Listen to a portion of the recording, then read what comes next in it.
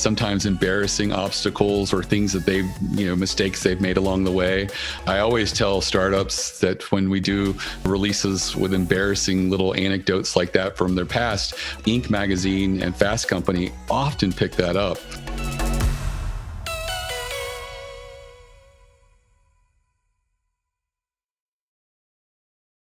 Welcome back to From Poop to Gold. I'm Benton Crane, your co-host and the CEO of Harmon Brothers. Today I am joined by Mickie Kennedy, and Mickie is the CEO and founder of eReleases. eReleases helps businesses have affordable PR representation. Welcome to the show, Mickie. Oh, thanks for having me. Tell us a little bit more about eReleases. I feel like my introduction didn't quite do it justice. So we specialize in distributing press releases to the media. We do that through email sends as well as over the newswire through PR Newswire. We act sort of as a co-op for small businesses and leverage discounts so that you can afford to go over the wire. The newswire charges $1,000 and up for a national press release, and that's included in our service as well as the email distribution. And our prices are between $200 to $400 on average for initial press release. So typically, if I'm a small business and I just go to prnewswire.com or whatever, you say I'd pay about $1,000 per release? Correct, for a national release. But if I go through eReleases, it costs me $200 to $400 roughly. Is that what you're saying? Correct, yeah. It's a custom national distribution they developed, taking into account who was already in our database, and they were looking to get access to small businesses. I had to pitch that we couldn't afford the rates that they were charging. So we did some win-win solutions like scheduling all of our releases for next business day so that their overnight editorial team could set up the releases. Often they're not very busy, but they have to be there in case there's breaking news or something going on in Asia. But they were idle most of the hours. So there's no additional labor for a lot of these releases for them. So we just put our heads together and thought of a win-win situation in which small businesses and startups could get access to the newswire. Got it. So essentially you're figuring out a way to take advantage of their underutilized labor, if you will, and that ends up being a win for mom and pop small business shops who need to get a news release out there. Absolutely. Very cool. All right. Is it just press releases? Are there any other parts to the service? We focus specifically on press releases, sending them out through email and over the newswire. We do offer writing services, but as anyone who does a search for press release template or press release sample, they're pretty not sophisticated. They're written in a very basic third-person style. The real important thing is not the writing, it's the strategy that went behind it. Why did you choose this thing to announce? And you want to make sure that when you do a press release that you have strategically chosen something that's more likely to get picked up rather than the opposite. Yeah. Got it. So, for the small mom and pop shop who typically hasn't done press releases, what's some examples of when a small business should be thinking about doing a news release? I say all the time, the great thing about PR is leverage. We had someone that we donated a press release for last year during the pandemic. It got over 150 articles, Wall Street Journal, Washington Post, New York Times, all the food magazines and trade publications. It was called the Dining Bond Initiative, and it was set up to help restaurants that were closed down during the pandemic. And it was very positive at a time when there's a lot of negative news. So I think that was kind of why it lifted and did so well. Generated millions of dollars in revenue, all from a single press release. And if they had paid for it, it'd be like, $269 for that press release. And so I challenge anybody, no matter how great of an ad they create or how good they are with Facebook, try to turn $269 into several million dollars. It rarely, I don't think, can happen. But with PR, that potential is always there because you put in a little bit of effort and you can get a lot more out of it. Now, that one's probably a very extreme example, but we often have people who get, between 6 and 14 articles written every time they do a press release because they're doing really strategic stuff and they're getting, links for that. They're getting visitors, they're getting customers. And one of the things that we can say about the traffic that is generated from earned media is they rarely price shop. They want to do business with a company they just read about, whether it's a Kickstarter or a new company. They feel like it's a discovery and they have this warm feeling. They click through and they just buy. So they're really loyal customers and they're really profitable customers. Now, is it a numbers game? So you put out a press release one time and you might not get any articles, but put it out another time and you get dozens, or in that extreme case, over 100 articles. Right. So you always want to do a proper PR campaign, which is usually 4 to 8 press releases. Ideally, you've mapped out what most of them are going to be or what the majority of them are. It's okay to change it up as you go and have room for natural things that happen within your business that might be a milestone worth announcing. But doing several releases and being strategic with each one gives you a very high hit rate as far as success. It's very rare that anyone who does strategic press releases, as I recommend, does 6 of them and doesn't get media attention. It just doesn't happen. My number one strategic press release idea for anyone is to do a survey or study. And they work so well. There's so many opportunities within your industry to, get that out there, and people want to know about it. And right now is a great time because we're in flux and people don't know what's going on in the industry. They don't know, for example, what are people's budgets right now? Are people planning on cutting back? Are they looking to start spending more? Being able to provide a survey and the results of one on a subject like that could be really, really beneficial within your industry, and you would very likely get some media attention. So paint a picture for me of what that strategy looks like. So you use us as a guinea pig, use Harmon Brothers. So if we were to say, okay, let's go build this study and build a press, strategy around it, what does that look like? So basically, you would look at what's the industry that you're targeting, and you would then want to develop a survey geared towards that industry with questions that people would want to know the answers to right now. One of the things I always suggest is to throw 1 or 2 left field questions in there, because sometimes they can create some lift or some interest and things like that. So the press release itself, you don't have to be that creative, but on the survey, you really want to make sure that you're covering lots of questions that people would want to know the answers to right now. And maybe think of something that's a little quirky or a little far out that you just want to ask to get some results. You don't have to publish them, but if they do come in and they're interesting, that's certainly something that you can share. A lot of people are like, well, my industry is X, but I wouldn't know who to send the survey to. And I do this with a lot of my clients. We just try to find a small independent trade association in their industry and reach out to them and say, hey, would you be willing to send this link to your members?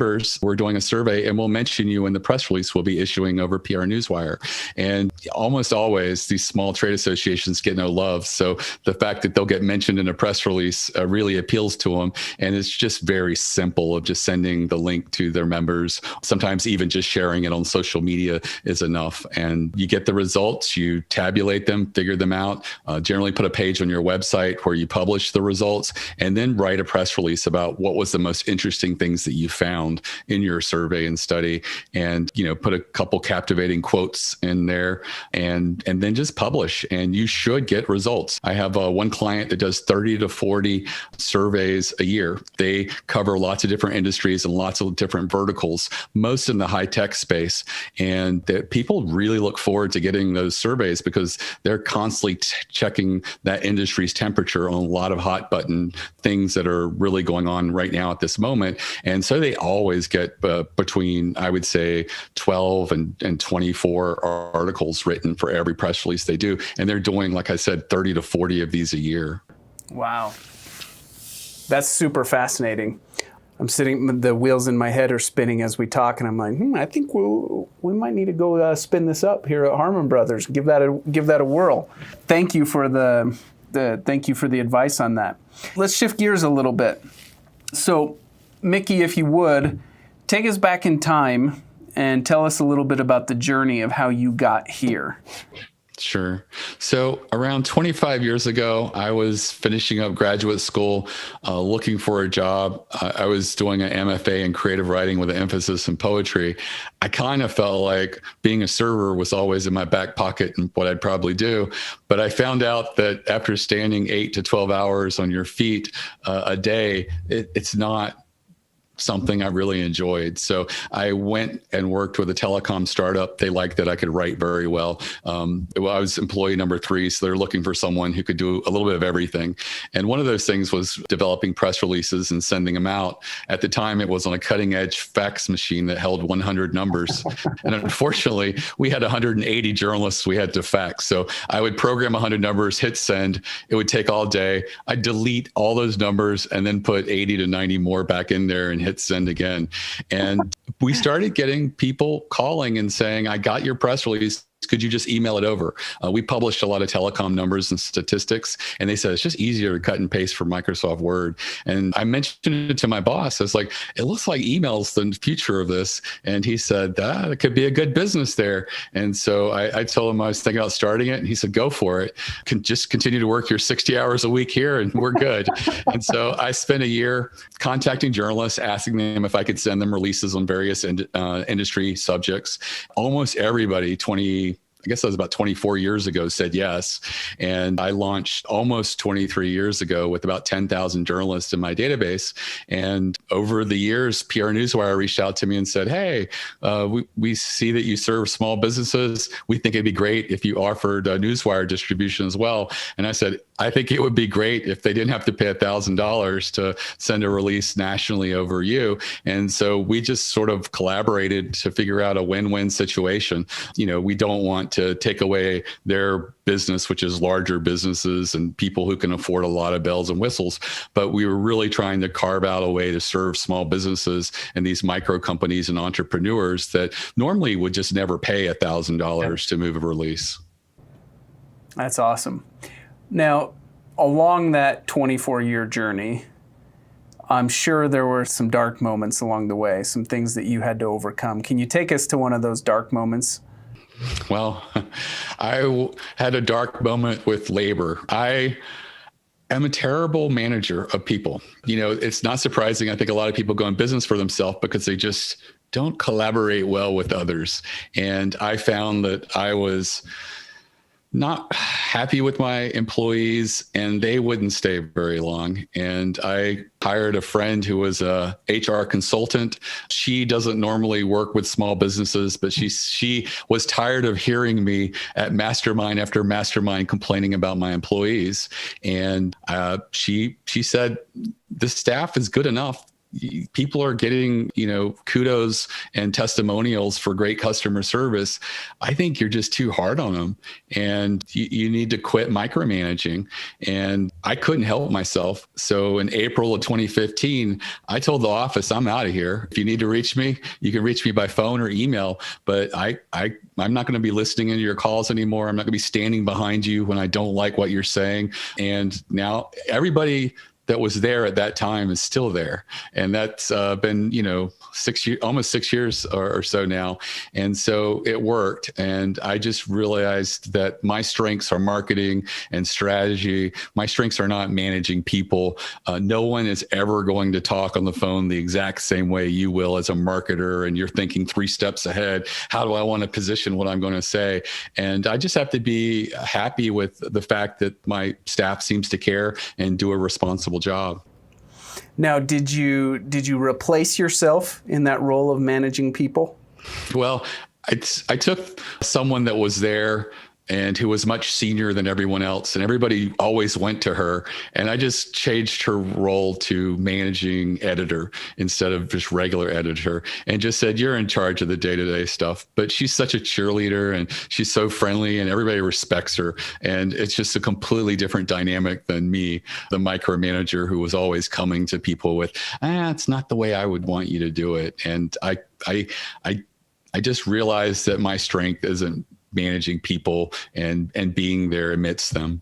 This woman who you replaced yourself with in that role, it sounds like she's good at empowering people and as opposed to micromanaging, she kind of trusts them and empowers. She builds them up where I think I used to build them down, tear them down. And I think that's what a good staff needs, is someone who, motivates them, gets them excited, and helps them rise and continue to succeed. Yeah, that's huge. And I feel like that's very much a strengths-based approach to leading your company, is identifying the areas where you're strong and you focus there, but then just replace yourself in the areas where you're weak. I find myself wishing that my kids had more of that in school, as opposed to this whole idea of like, oh, well, your daughter's struggling with math or spelling or whatever it is. So, we think, you should put more focus there, as opposed to your daughter is excelling in reading. Let's put more focus there. Sure. I really love that strengths-based approach to building your company. Give us a little bit of advice for the small businesses, the entrepreneurs who are, at the time of this recording, we're about halfway through 2021. What piece of advice would you give to those small businesses? I would say to not be afraid of trying PR. So many people feel like we're too small or we're not important enough. And the thing is, the journalists really like the find little unknown discoveries. The people that do really well with us are the ones who are very transparent. They share sometimes embarrassing obstacles or things that they've, mistakes they've made along the way. I always tell startups that when we do releases with embarrassing little anecdotes like that from their past, Inc. magazine and Fast Company often pick that up. And I've been right, I think, 3 times where someone really didn't want to come forward with it, and they did. And one of them got picked up in Inc. magazine, one Fast Company in the magazine, and one Fast Company online. Didn't get in the paper version.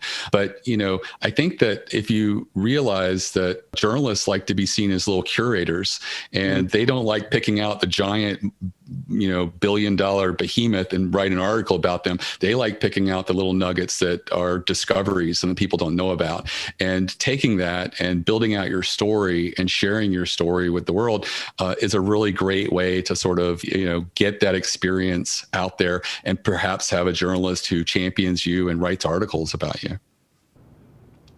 And I guess at $269 per release, it's doable. And that's the beauty of what you've built. So nice work. Hats off to you. How can our listeners stay in touch with you, Mickie? My website is eReleases.com. All my social media is a lower right there. It's my direct LinkedIn. I do communicate pretty well through that. If you have any questions, you can call the number on the website or chat with one of the editors there. We have no salespeople. There's no quotas, no commissions. They're empowered to say, we don't think we're a good fit, because sometimes people come through and we just don't think they're a good fit. I've been wrong before, but more often than not, you may not be a good fit. For example, the nutraceutical industry has become so regulated with the news wires that it's hard to get press releases out there in that field. And so we often advise those people that maybe PR might be too challenging for them with all of the limitations.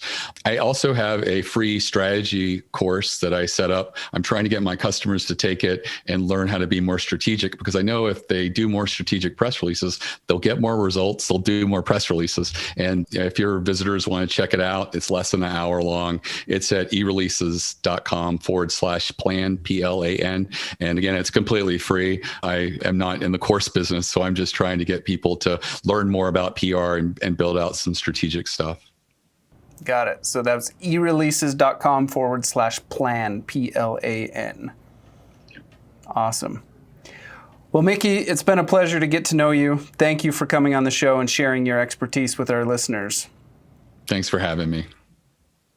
So as always, check out harmonbrothers.com. Follow us here on the podcast From Poop to Gold. Like, share, subscribe, all that good stuff. And we'll see you on the next episode. Want to learn the tricks of our trade? We have them all laid out in our courses on Harmon Brothers University. This isn't surface level stuff here. This is our entire playbook, all our secrets laid out in full. The same training we give our own employees. You'll find courses on ad buying, writing video scripts to sell your product or service, creating the kind of large production ads we're known for, even making short ads using nothing but your cell phone. If you're looking to use video marketing to take your business to the next level, Harmon Brothers University has the course for you. Our students have seen incredible growth in their businesses by implementing what they learned in our courses. Take these reviews as living proof. We've now got multiple campaigns that are in the millions of views and in the multiple millions of dollars in sales. Within a week, we're close to 10 million views, over $1 million in sales, and most impressively, we've covered 100% of the production costs in the first 24 hours of releasing it. We saw immediate results. Sales went up 10x the first day. The first video we did is over 30 million views, the most customers that we've ever acquired in a single month. I think we hit about 26,000 new customers. Go to harmonbrothersuniversity.com to start accelerating your business's growth with video.